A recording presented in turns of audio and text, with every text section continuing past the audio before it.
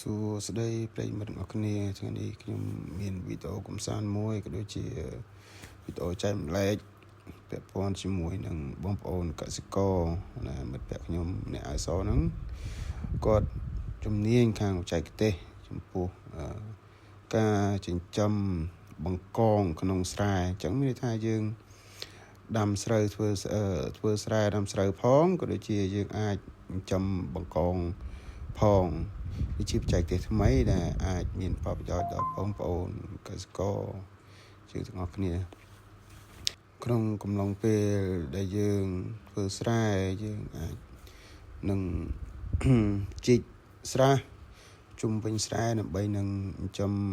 បង្កងធម្មជាតិពោះវាងាយស្រួលមែនទែនបងប្អូនដោយសារ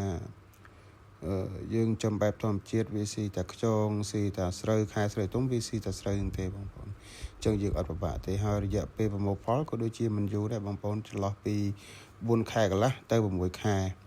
ហើយកងបែបនេះសាច់ល្អឆ្ងាញ់